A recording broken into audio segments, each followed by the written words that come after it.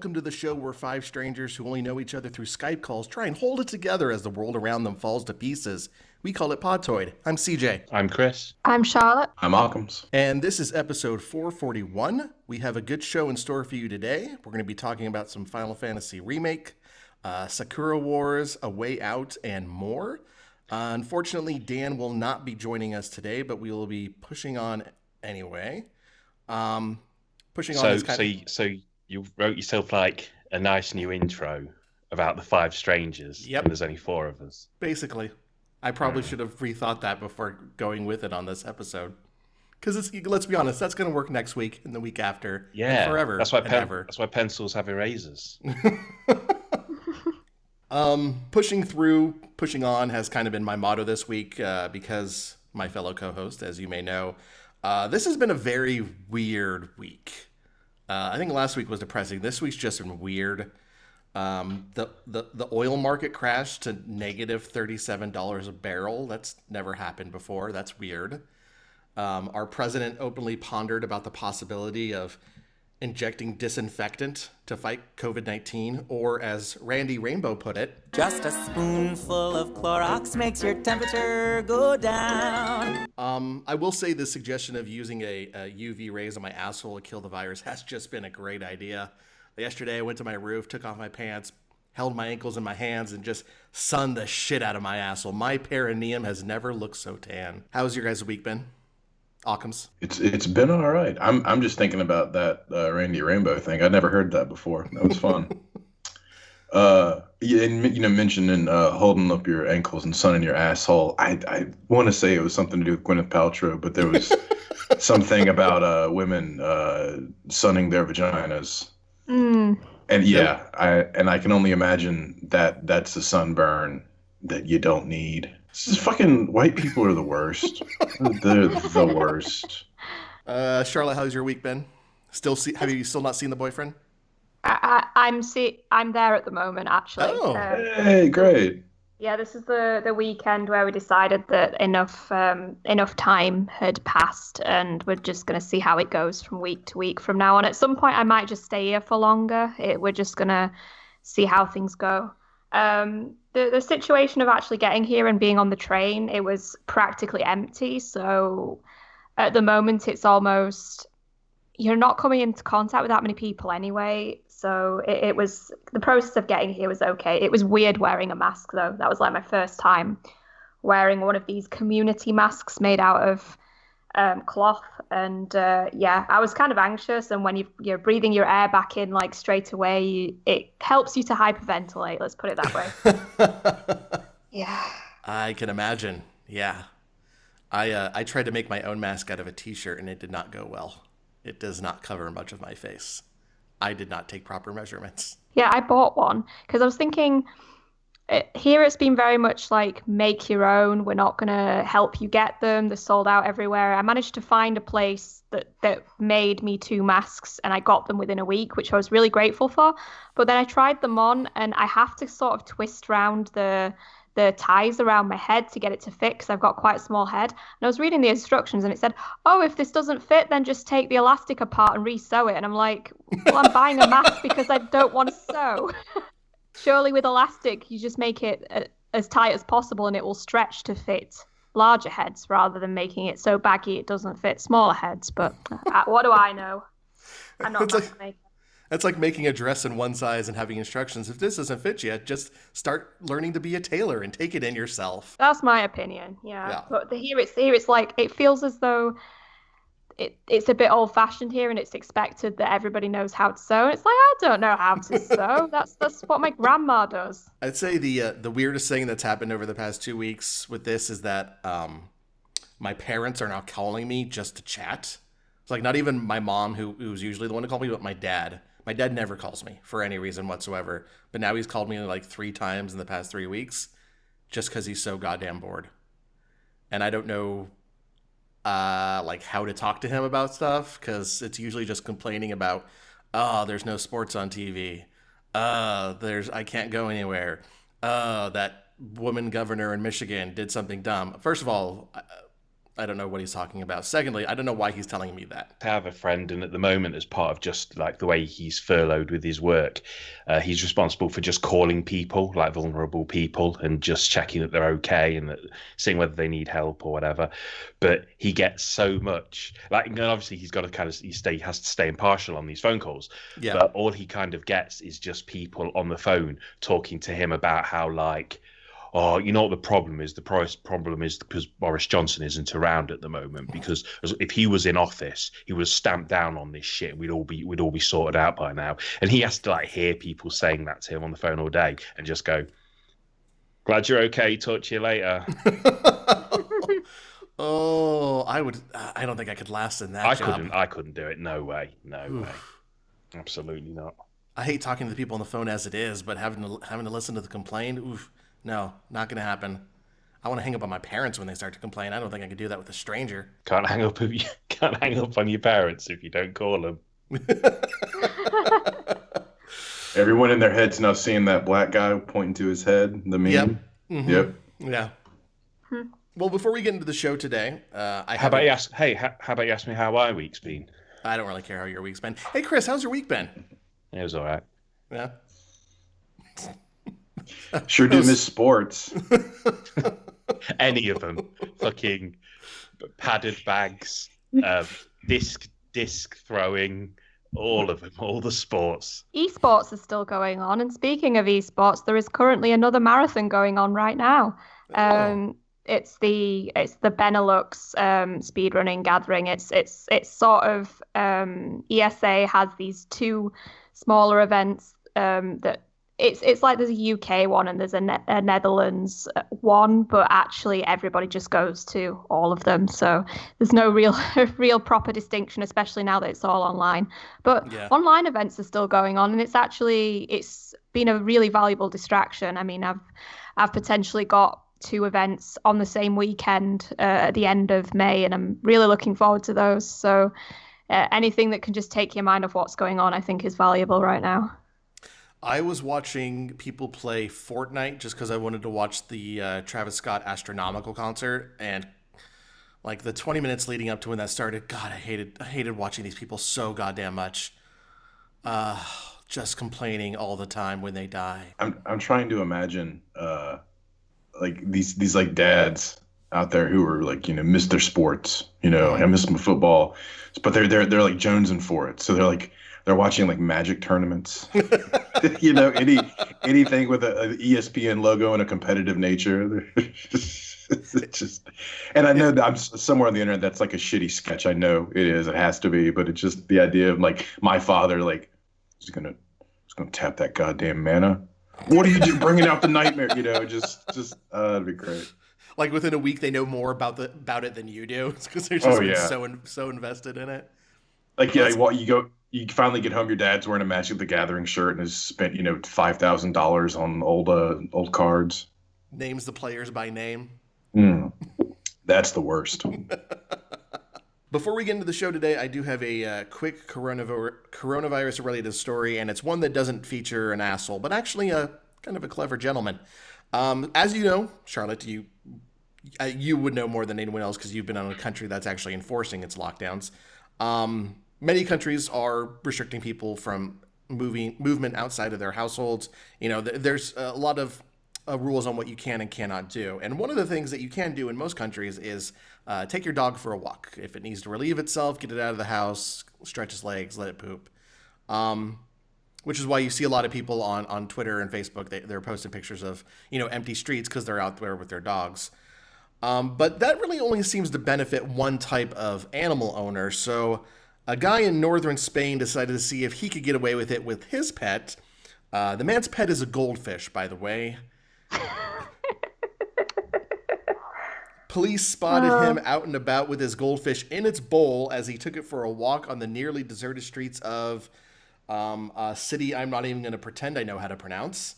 Sadly, the fish did not count as a pet that he could take outside, and the cops told him to return home. But it's not a bad strategy. I wanted to see if other people would take that up. Like maybe someone take their pet iguana out for a walk.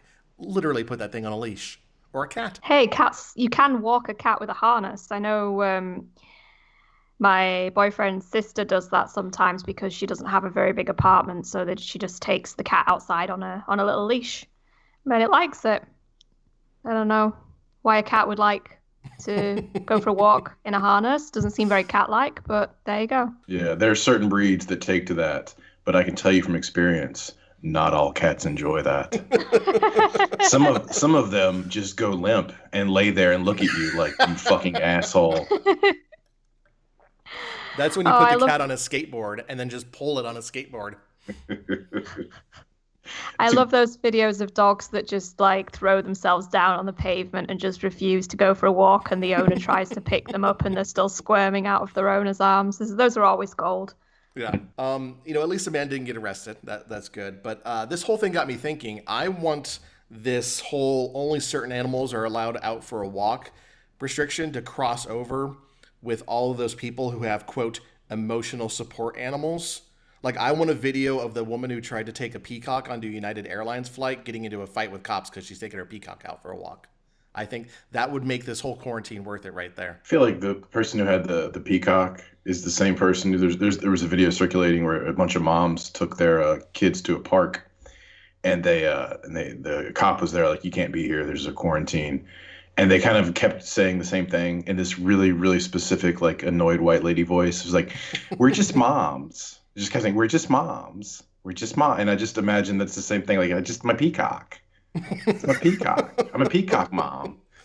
It's the kind of voice you just want to throw a brick at it and smash it into a million pieces. Yeah. What a bunch of Karens, am I right? Oh. I know. I'm using that dangerous language on this show. CJ, you gotta be careful, man. That was a hard R in there.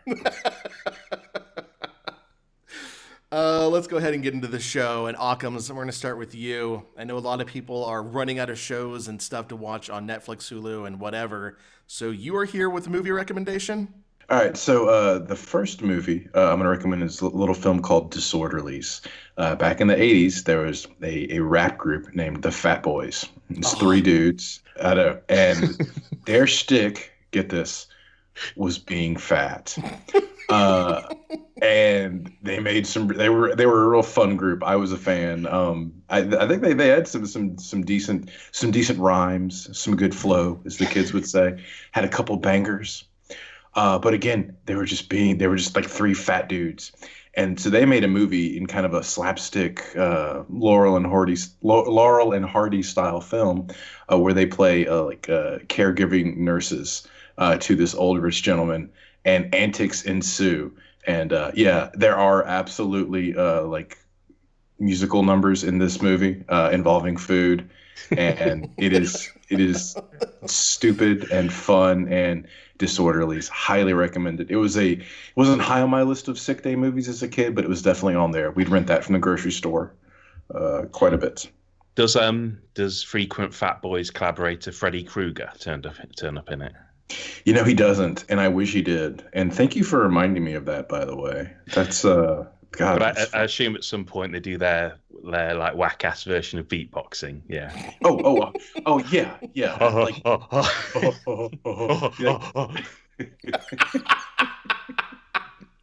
Like I'm pretty sure like the opening scene in the movie involves beatboxing. It definitely occurs within the first 5 minutes of the film, and then Biz Marquis shows up and puts them all to shame.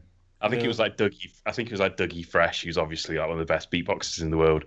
In one of like his old tracks at the time, like in the 90s, literally just calls them out by just like saying in the middle of one of his tracks, something like, "You never hear me with the oh." You know, my favorite.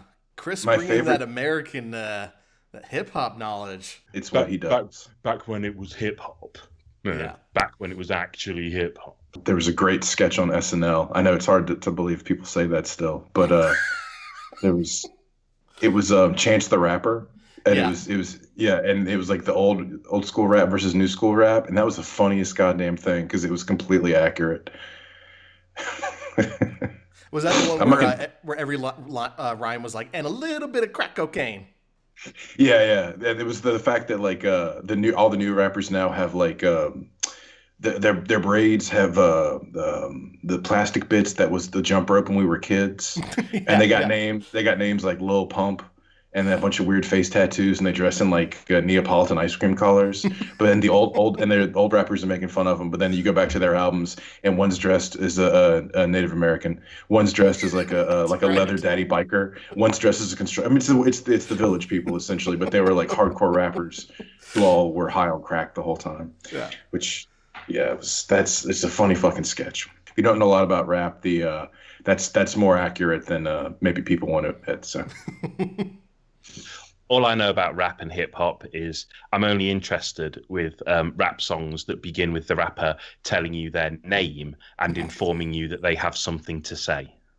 So you must love the Beastie Boys then. Yeah. Or anytime anyone rapped in Saved by the Bell. Or Teen Witch. Oh. Occams, what's movie number 2?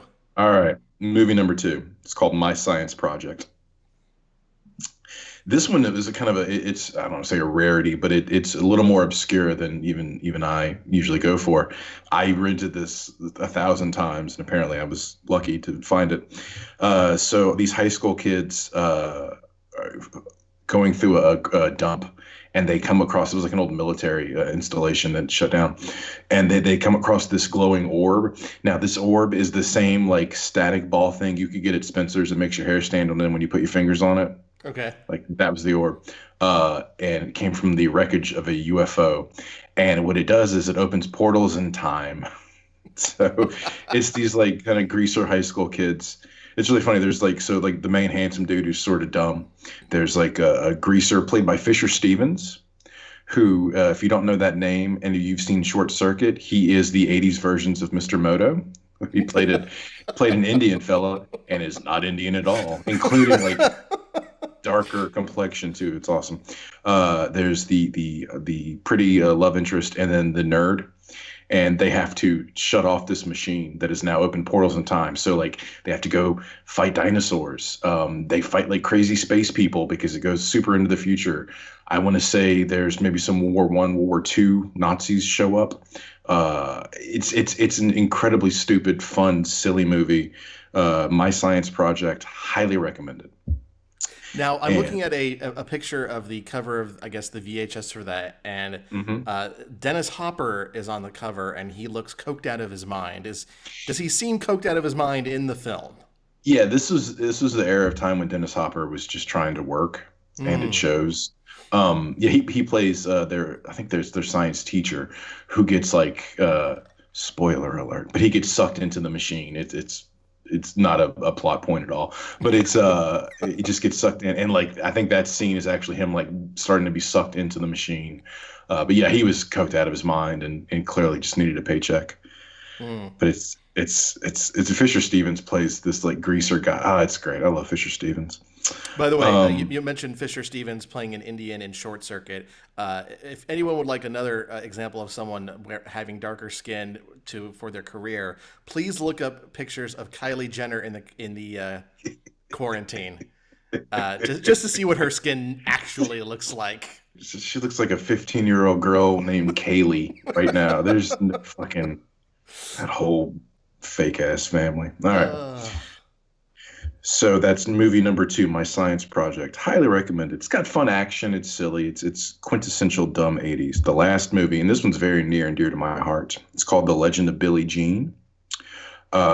This one, I feel like this for a certain group of people, this was like a lot of girls started to realize they were lesbians when they saw this movie. The short, simple thing of the plot is a Texas teenager cuts her hair short and becomes an outlaw martyr with her brother and friends. It's one of those movies you watch and you're like, when you're a kid and you're like, all right, yeah, I could become an outlaw martyr with my friends and be like, 15. It stars the girl who played it. Let me find her name. Helen Slater, who was also known as Supergirl from the original movie. It is so good and like just dumb. And if like, it's the kind of film where you just want to feel like you're a kid against the world. It's a great one to watch. Good soundtrack. like all the adults are assholes or stupid or sexist, racist pieces of shit, but all the kids are like pure hearts and good motives, and they're all strong and young and beautiful. It's probably the movie where I developed my crush on girls with short hair.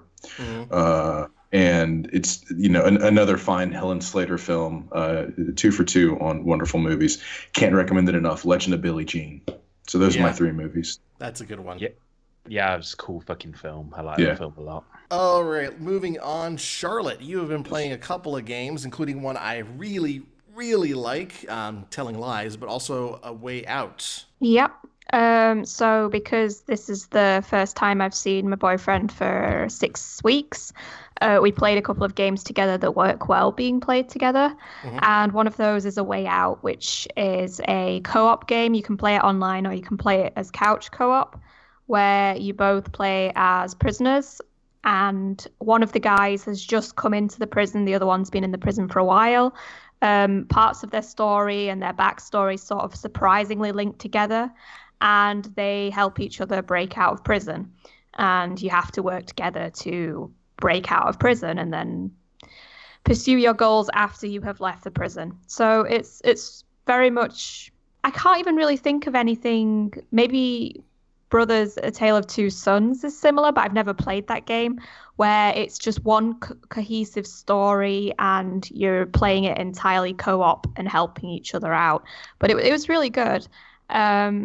It had a few twists. Obviously, I can't say any more, but it was a very well-written story, and the ways in which you cooperated to help each other out definitely required to have a conversation with the person sat next to you. It was mentioned to me, and I've not checked this, but my boyfriend seemed to think that at first it was only couch co-op, and they added the internet function later because people complained. And to be honest, it works a lot better. I can't see it working as well via the internet. Literally having somebody sat next to you and nudging them because they're not responding to the prompts fast enough is part of the fun. So yeah, it's definitely one of those that's a lot better played in person together. I had a similar impression when I played the first entry to the Man of Medan series. You can play that on your own, and I think you can also play it online. But reviews I've since read is that people who've played it that way did not like it as much as people who played it with a group of friends on a long since banished, drinks night with your friends on a Saturday night. So it's one of those games that definitely benefits from being together with the person you're playing with. But luckily, it's only for 2 people. So in such times, A Way Out might be an option of something to play with your partner or your roommate. Telling Lies is another one that we played the same day straight afterwards, because both of the games are pretty short. So Telling Lies is an FMV game by Sam Barlow, who's also done Shattered Memories and Her Story. 2 great games. Yeah, well, I haven't played Her Story yet, but I've heard it's a good game. And Telling Lies is basically you're a person, you don't really even know who you are at the beginning very much. And you're sat in front of your laptop and you're watching a bunch of videos, and you have to look for keywords out of the videos that you can search to find more videos. And through that, you start piecing together what's going on and what the story is behind these 4 different people whose videos you are watching. And occasionally there's also side characters who have videos, but really you're scrutinizing a story that revolves around 4 central characters. And you really don't know much at the beginning. There's some very sort of controversial and surprising concepts that come up where you're instantly searching for those words because you know that something juicy is going to come up. There's some very abstract concepts that come up, and then you look them up, and you also get a treasure trove of videos. And by the end, it tells you at the end like how much you reviewed, and gives you an inkling that if you replay it, you can pull out more from the story. And we thought we'd been quite thorough, and we still only watched just under half of the videos. So it's definitely got replay value to it. Yeah, it's really hard to talk about telling lies though without actually spoiling what's going on, because you don't know anything when you start. You've just got to start watching the first set of videos, and then you find interesting words, and soon you have a good idea of what's going on, and how to solve the puzzle of what's actually happened to the characters. Even though it's like not really geared up to being co-op, it's not like A Way Out where you're playing two separate characters. It's still a really good one to play with a partner, because you're swapping theories and deciding what to look up next together, and that's quite fun. I like in the past I've played games like Danganronpa with partners, because we're batting ideas off against each other and trying to solve mysteries together, which I always find a lot more exciting than doing it by myself. So yeah. If you haven't played it, if you liked her story, because her story has a similar setup and gameplay function with it, definitely check it out. It's worth it. It's a good mystery, and the acting I think is really great from the four principal leads. Yeah, Logan Marshall Green's been in quite a lot. There was this weird indie movie that he was in that I watched, and that was really good as well. Where he comes to a family dinner, like a dinner with friends, and it all goes a bit weird. Do people know which film I'm talking about? The Invitation? Yeah, exactly. He's very good in that. Amazing movie. So good. Oh, God. That I cannot recommend that enough. All of the actors are great, but Logan Marshall Green does a really good job in this. There's a fella in it whose name I don't know, unfortunately. He's a great character actor. He played the cheese man on Walking Dead, if that means anything to anyone. And he played Twisty the Clown or whatever in American Horror Story. He's been in a ton of stuff, but he's such a good character actor. Yeah. All right, let's go ahead and move on to me. I have been playing Final Fantasy VII Remake. I decided to buy it last week, and after 2 days of downloading, thank you, local internet service, it finally arrived on my PlayStation 4. I played about 15 hours. I am at Chapter 9, which, if you're familiar with the original version, it means that I'm in the Sector 6 slums, which is the home of the Honeybee Inn. If you have played the remake, I just finished the underground battles in Sector 6. 15 hours in, right now I kind of have an equal amount of love and hate for the game. I hate it because knowing how the story goes, or at least how the original story goes, I'm feeling very impatient as I'm playing it, because I know that there is this great big world waiting outside of the walls of Midgar, and yet for 35, 40, however many hours it takes me to beat it, I'm going to be stuck in Midgar the entire time. In the original, 15 hours in, I would have been already out probably at the Chocobo Farms.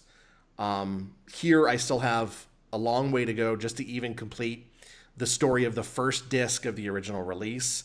And the setup to it is basically every sector of the slums has a story mission, a couple story missions that establish the area and progress the narrative. And then there are some optional quests that you could take from people around the town. And it's everything from herding up kids that are supposed to be in school to fighting some monsters that have taken over a graveyard. It feels a little contrived, but I don't really hate what I'm doing. Even if I'm finding cats, because a girl asked me to find some cats for her. It's not that big of a deal because it only takes about 2 to 3 minutes to complete. But I kind of hate that I'm just still stuck in the slums because they're kind of gross and dirty, and while the graphics look good, they're not at all beautiful outside of Aerith's house. And I know that there's just this, like I said, this great big world waiting for me outside the walls of Midgar that I'm not going to see in this game. Probably. I don't know. Who knows what the later chapters hold. That said, I'm really loving it because this really isn't a remake. It's a reimagining. It's like when a movie studio takes a fairy tale and then in the trailer they say, "The untold story of Sleeping Beauty." That kind of bullshit. But it's not really bullshit here because they're really fleshing everything out in a way that enhances the experience and improves upon the original story. Jesse, Biggs, and Wedge are full-fledged characters this time around. And Wedge lives alone and has 3 cats, so I'm just going to go ahead and declare him gay. Jessie has real motivation in her actions, and and why she's a part of Avalanche. And even though she, Tifa, and Aerith all seem to share one personality between them, they're still really good adaptations of those original characters. I'm not really feeling Barrett. I don't think the inspired by Mr. T development really works for him that well, because Is he still doing that? Yeah, he's still like that. It's very much over the top. Sometimes it's endearing, like when after you win in a battle and he's like da da da da da da da da da. Ooh, that hurts the throat to do that. More props to the voice actor. God, I'm gonna be hoarse by the end of this show. I wish they would have gone with instead of doing the Mr. T thing, they would have gone with Shaq. just kind of like slightly dopey and a little understated, just that's the greatest. I'm having fun, just the kind of, you're a funny motherfucker, just all that. I love, like, Shaq in interviews is wonderful, and I would have enjoyed that more than Mr. T. Yeah. Also, it was incredibly brave of me to try to do a Shaq impression. I just want to point that out. Beyond that, the combat is really, really fucking good, even though some fights can be very frustrating. There's a battle with a fat chocobo in particular that made me want to throw my controller at the screen because I would lose in the last, it had a less than an inch of health on its bar, and it would just kill me in an instant. So that really drove me nuts. And I think the jump to 3D environments has really helped me visualize what Midgar is, and also what the slums are in relation to the city that we know. It makes it now makes a lot more sense. Everything from Aerith's house to why it is, the slums are even so close to the city. When you look up at the plates at the bottom of Midgar proper, it really is spectacular to see. It's it's very creative what they have done here. Sector 6 in particular, where the Honeybee Inn is really benefiting from the current generation hardware, because it is the sleaziest the city has ever been. It is just gross with prostitutes all over the place. And then the non-slums parts of Midgar, they have this wonderful 1920s and 1940s style about them, and I can't wait to spend more time up there. Hopefully that's what the back 9 chapters are going to be. The only thing I really don't care for is the summon system. In this game, summons are limited to only certain fights, and you can only use one summon per fight. The latter point makes sense because, they are very powerful. And when you do a summon, it's not just one quick move. They actually fight alongside you, and you could use some of your special gauge to unleash their special attacks. And then when they leave in a big, fantastic attack. But it seems to be limited to only boss battles or certain high energy enemies. And there are some battles that I have been in that I have, won by the skin of my teeth. I haven't seen a game over yet, knock on wood. But there are some battles that I wish I could call a summon into, or maybe just a smaller summon that doesn't do maybe as much damage, but could help me with crowd control for some of these battles. Other than that, I still got 9 chapters to go. They've made a lot of changes to the story that I don't want to talk about because it gets really spoilery. Someone's ruined the ending Final Fantasy for me already. And weirdly enough, without giving anything away tonally or anything, it's made me more interested to play it. Because I was like, I might play the remake, maybe. And then someone spoiled the ending for me. And I was like, that's actually interesting enough that I might play it. Other people are just like, fuck this, or whatever. But I'm in a beneficial state that I don't have...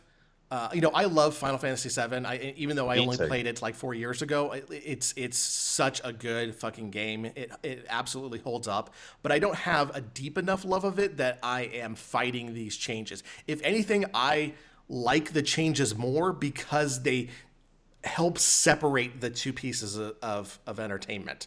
Like, this is really becoming its own thing. Both in how it plays and the story that it's telling. This isn't just rerunning over everything we saw back on the PlayStation, or in my case, on the PS Vita TV. This is really forging its own path, and I really like it for that. I don't like this as a remake of Final Fantasy VII. I like it as a retelling and a reimagining of Final Fantasy VII. Remake is almost the incorrect name for this game. The idea of it being a retelling versus just this people tend to think that when these kind of games come out, they're trying to replace the original. And the fact of the matter is that the experiences and opinions and memories you have with the original game cannot be taken away from you unless you choose to give them away. Yeah. So that this isn't a bad thing. This isn't challenging your childhood or your memories or anything. And so the idea of it being a retelling, because I was there when the game came out. I remember going to Babbage's with my friend Todd and picking it up and playing it, and the hours and hours and weekends we spent just taking turns playing the game and watching the story. That'll never go away from me. So I'm excited to see what they do with this, the new story elements. And if they want to throw in a Mickey summon for a DLC thing, or I can buy a Hershey bar and put in a code or whatever, fuck yeah, man. Have fun with it. You know, you have all these new tools, this new sandbox to play with to create this experience. Go for it. All right, let's go ahead and wrap this up with Chris. Chris, you have been playing Sakura Wars. Yes, I have. It comes out tomorrow as you're listening to this, and the review I wrote should have gone up this morning. A very difficult review to write, the hardest I've done in some time, because there's so much to kind of unpack, and because so many people want something else. So many people want knowledge about this game, but they all want different knowledge. I'll kind of get into that a little later. But basically, Sakura Wars from Sega is like the 6th game in this series that started in the 90s, but it's only the 2nd game to come out in the West. And the previous game came out 2005 on the PS2 and then later on the Wii. So that's like 15 years ago. So what they've done is they've created this like soft reboot that's just also like a semi-sequel in very thin with very thin connections. Mm-hmm. It's this genre blended game, and it's like a JRPG and an action brawler, and it's a dating sim, and it's like a visual novel as well. And it follows the story of it's like 1940, and it's like steampunk Tokyo. So it's like an alternative 1940 Tokyo. And it's 10 years after all the events of the previous Sakura Wars games. And you play this Sejiro Kamiyama, who's like this naval captain. But like in anime fashion, like I said in my review, a naval captain who's like a captain at 15 years old or whatever the fuck he's supposed to be. Yeah. Like, you know what I mean? There's like he commanded a fleet, and it's like, the fucker can't drink yet. Right? But the world is protected from demon attacks by these combat reviews. And what these basically are these squads of people who work in these huge mechs called spiracles. And I'm being a bit contextual here because a lot of people don't know the series. Right. And I'm just kind of trying to contextualize what's going on. But when they're not at war, these groups of mech fighting individuals like run businesses. And the Flower Division, which is who this game is based on, are working out of a theater. And this theater is in the middle of Tokyo.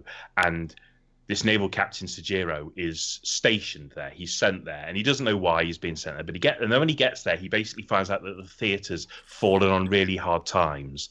And all of the girls who work there, who are also these demon fighters, are like terrible. Like they're bad actors, and the stage is wrecked. And basically, Sakura Wars is like two halves of this fucking game.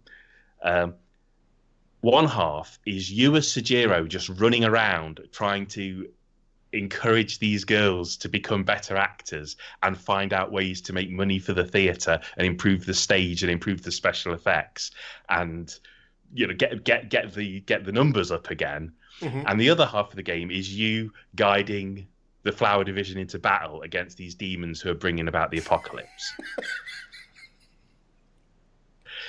And these two like diametrically opposed stories are even presented in two different ways.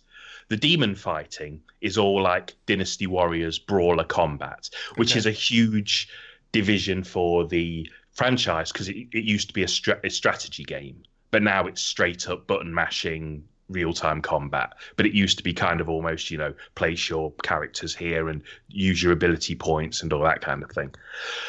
Whereas the theater stuff is like you just running around talking to this huge cast of brand new characters and just engaging in really long conversations with them, and using dialogue options and running errands, occasionally getting things from the shop or coming up with ideas for merchandise by talking to someone in the street, and then you go, that could make a really good poster to sell at the theatre.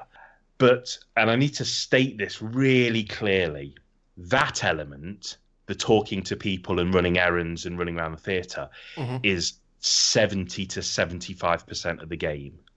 The actual combat and the action and the fighting and the mech riding is like a quarter of the game's runtime. It's heavily focused on this visual novel / social simulator / dating sim part of the game. And so it's good that the characters in the game are really good. They're great characters.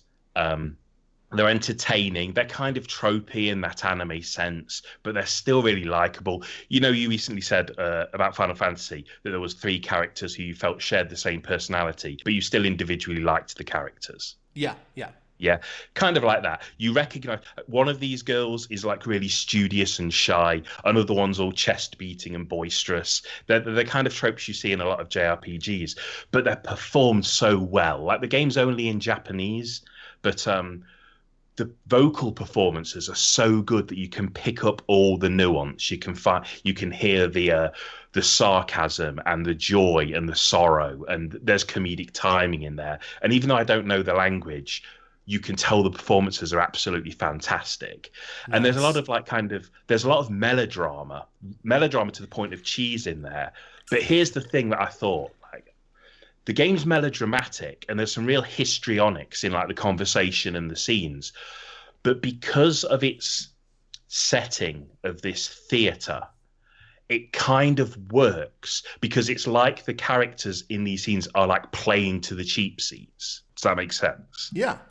That does. So even though it's kind of histrionical at points and melodramatic, I kind of got into the swing of that because it was almost like that was their performances as actors improving, which I thought was kind of intentional or not, kind of works in its favor. So the other thing is that the game's funny as fuck. Some of the comedy is, you know where this is going. Some of the comedy is oh no, upskirts. And that stuff's kind of okay. But otherwise, it's genuinely sharp, and there's some pretty good physical comedy in there. And when you get these conversation choices, some of the sarcastic remarks you can come out with, which you probably shouldn't, because the idea is to kind of give everyone encouragement. Some of the negative remarks are so kind of witty that you kind of just want to break the game and use those all the time just to kind of see what happens. I personally really dug the social elements of the game. I love the Mass Effect games, right? And my favorite thing about the Mass Effect game had fuck all to do with going onto planets and shooting aliens. That was the boring shit I had to push through in order to get back to the Normandy to just walk around and see what everybody had to say. And then it was I've done another mission. Everyone on the Normandy is going to have new dialogue. And that's basically what 25 hours of this game is. And for me, that was fucking great. But a lot of people who are this looks a bit like Persona, or this looks a bit like Yakuza, are in for a bit of a shock, I think. Because when you do get to the combat, it's serviceable, but it's pretty simplistic and it's really easy. And even when you're fighting, the characters are constantly talking, which re-emphasizes this idea that the combat's just there to further the conversations between the characters and just build upon these characters, the introduction of this new world. Yeah. It's almost like the combat is the thin veneer of gameplay wrapped around what is basically a social simulator, albeit a really big kind of high budget one. The thing that really sold the game to me is its heart, because it's got so much heart. It's really energetic and filled with positive energy.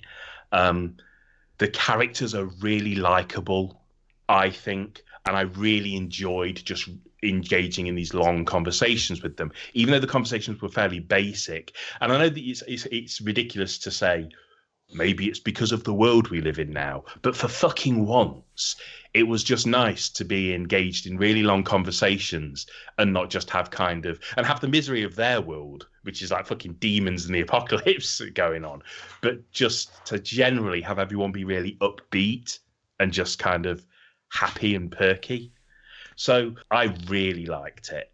It has a lot of flaws in terms of some of its action, and its really lengthy dialogue might not be to everyone's taste. If you're the kind of person who skips cutscenes or skips conversations because they're going on too long, like, stop reading now, because this is not the game for you. But if you just want to learn about this world and watch some anime sequences and meet a whole bunch of characters and be involved in some painfully awkward romantic situations and help these girls put on a really great stage show, then I honestly think it's an expensive game. It's $60 Yeah. But I think it's worth looking into. And it's funny because Sega have stated that they want this game to bring in new fans. Their hope is that this game will bring in a new audience, bring in new fans, and then they can go forward and make a bunch of new Sakura War games for these people. Well, the credits rolled on this fucking game, and I went on the internet, bought the one from 2005. Then I bought the soundtrack for this game, and then I got my mate who's into anime to try and find like the episodes of the adaptation that's currently on Japanese television. So like, I played it and it immediately made me a fan of the franchise. So even though I don't think this game's going to hook everybody, I think it is going to open doors. You are listening to Podtoid.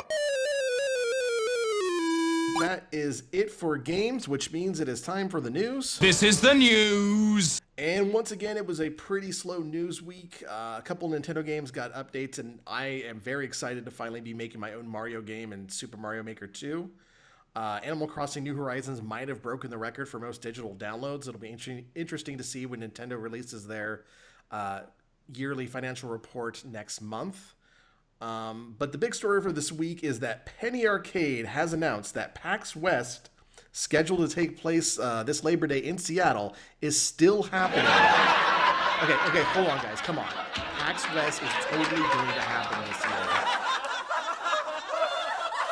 Just because every other major convention is canceled, all sports are on hold, and we might not even have an NFL season this year, doesn't mean PAX West won't happen. Just because it's an event where sweaty nerds from around the world cram into the Washington State Convention Center for 4 days, all touching the same controllers and breathing on each other's necks as they wait in line for merch. Yeah, definitely going to happen this year. Sure, theme parks might remain closed until 2020, but I know for sure in my heart that PAX West is definitely going to happen this year. I got to admit, I'm mostly just surprised there was that many people in our audience. Yeah. We got to do more live shows, get more people in here. Are they just all in your house? Is that it? That's exactly it. They're just all sitting behind me with popcorn and waiting to throw tomatoes at me if I make a bad joke. So naturally, I've had about 40 tomatoes thrown at me already. They're all 2 meters apart, yeah? Yes. I have a very big apartment to fit all that many people in here. Just a giant living room. I live in Bill Gates' house. Look, we know it's all going to be it's going to be canceled. Any convention that's scheduled to take place in August, September, or October, hint, is going to be canceled. But could you imagine if they didn't? Who in their right mind would go to a gaming convention right now, or even 4 months from now? Like, I don't even like going to the grocery store, and they only allow 30 people in at a time. Imagine trying to go to a convention and trying to even remotely practice social distancing. It would be impossible. I hear you, but people would go. Yeah, people would go, but I don't think not nobody would show up. The people would be there, and they'd wear a mask and just be like, "This is fine." I think it would be a very empty convention center. There would not be a lot of vendors or people showing stuff. Which means shorter lines for merch, because that's the only thing people want from conventions. If it's worth possibly dying for a, I don't know, anime keychain, your life may not be worth that much to begin with. Got to get that limited edition Hotline Miami t-shirt so I can sell it on eBay. Hey, don't make fun of that, man.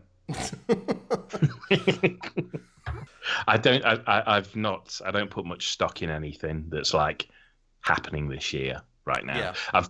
I've got like events marked down on my calendar on my phone, and I keep getting notifications for them. And every time one pops up, I'm like, and it's like, this is tomorrow. I'm like, God damn it! Like, all I know is next year, with everything that's been canceled this year, I'm gonna have so much vacation time. well, you got to make up for that for your Disney World non-trip, haven't you? Yeah, that'll be number one. And by the time you get to Disney World, there'll be fucking Final Fantasy characters there. I agree with that, babe. So, Charlotte, who's your favourite Disney character?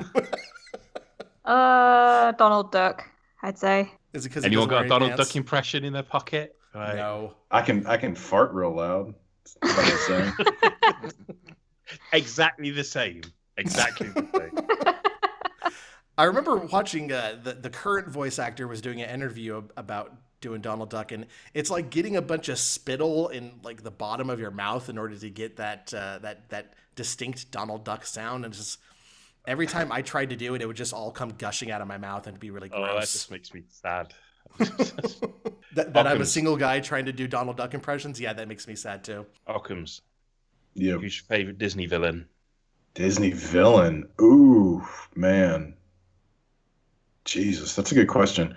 Kind of partial to James Mason as Captain Nemo. Also partial to the Squid. But I guess if we're going like classic, like the animated stuff, probably Ursula. I love Ursula. Yeah, that's pretty good. Good energy on Ursula, man. Good energy. What about you? I don't know. One of the Wicked Queens. Probably the one from Snow White. No, Maleficent, definitely. She's a classic. I like the way she just turns up and ruins that fucking birthday party. She really did. All they had to do was invite her. That's all they had to fucking do. And she's like, "Oh, didn't invite me to your birthday. Well, guess what? Your baby's gonna die when she turns 16." You petty ass bitch. CJ, what's your favorite Disney song? Supercalifragilisticexpialidocious. Okay. I'm a huge Mary Poppins fan, so most of the stuff that's what's your favorite Disney is going to come from that movie outside of favorite Disney villain, which is, of course, Cruella de Vil. God, I forgot Cruella de Vil. You know, I don't know if I've seen 101 Dalmatians. Have you seen 102 Dalmatians? Shut up. Lucky Takes London? I don't know. Oh, you want to go there? Okay, fine. There's Air Bud, Air Bud 2, Air Bud 3, Air Bud in Space, Air Buddies. Made a fucking Dreamcast game out of 102 Dalmatians. Of course they did. They knew that was the brand that was going to bring the green in. Do you ever see not Cruella de Vil, the Glenn Close 101 Dalmatians? No, I haven't. I've seen clips. So the father, instead of being a songwriter as he is in the original cartoon, is a game developer, and he's just making the most boring ass fucking looking game imaginable. And that always made me laugh. Is this game that's supposed to change everything and revolutionize is just this fucking Newground shit that someone popped up in 2 days before the movie started shooting. I fucking love any time they do computers in something that's like, you know, not computer. Like if you're watching Coronation Street and they've got people sat holding like Xbox One pads, but in the background you can hear like bloop bloop, like Space Invaders or something. Yeah, I love video game sound effects in shows. I need to see if there's like a montage on YouTube of just like fake games they made for like TV or movies. And this is my game. It's called like, Demon Blaster, and it looks so much. It looks like something you would get out of a cereal box, but like it would look so much fun too. So you know National Lampoon's Vacation, yeah? Yes. There's this bit at the beginning where he's showing them on like a Commodore 64, like. This is the route we're taking to Wally World. And then, like, while he's showing them the route, they pick up joysticks and, like, Pac-Man and Space Invaders start attacking the car. And it's like, what fucking program's that?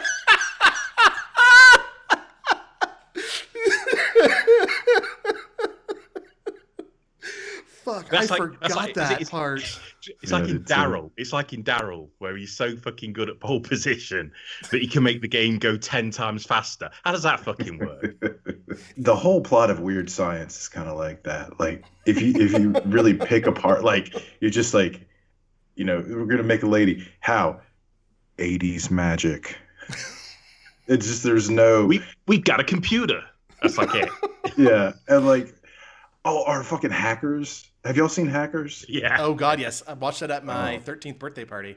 That was Nice. our movie. All right, that's let me add that kind of a late entry to the list. If you haven't seen Hackers and you want to know what people in the early 90s thought the internet was going to be, Yeah. and a little fun fact, they actually consulted with like a legit, like had been arrested government watch list hacker person to make that movie. And you see that that's what they thought. Like you would go into the internet and like fly through it, get stuff. Oh, it's amazing. And Penn Jillette was a security guard. And actually, weird callback. Fisher Stevens was the bad guy in that movie. We've come full circle. We have. Is this in Hackers? Yeah. Was he the guy who comes like rolling in on the skateboard to Yeah, show you how cool he is? Yeah. He's like the skateboard kid. I kind of wish I was born in like the 60s so that I could be trying to be a screenwriter in the 80s when you could just make up anything about a computer and that would be made into a movie. Yeah, I feel like with Weird Science, they had the idea for like those little like computer screen moments when they like made her tits so big that it like would have broke her in half, and then they had like the skull and crossbones thing. They had those images, and they needed a way to put those in the movie. So like, just some. It's the internet, whatever that means. It's computers. People won't understand. Computers are too complicated for them. It's just fucking great. Like I say, it was just this Deus Ex Machina for anything. Just like a computer did it. Yeah. We reversed the polarity. That's what they always used to fucking say. Yeah. We reversed the polarity. Or increase the frequency. You are listening to Podtoid. We are just about out of time, but before we go, Occams, we have a community shout out this week. Yeah, we got a couple of birthday shout outs. Jason DM300 and Matt, I guess, had birthdays this week. The long-standing West Likes Bunny Girls Wednesday hashtag is, I always appreciate that. I know Wes does too. And again, just the community in general, keeping each other sane in these weird times. So thank y'all. That is it for this episode of Podtoid. Tune in next week when we'll be answering your listener questions. On behalf of Charlotte, Chris, Occams, and myself, thank you for listening. And don't forget to subscribe on iTunes, Google Play, Spotify, Podbean, or to the Destructoid YouTube channel.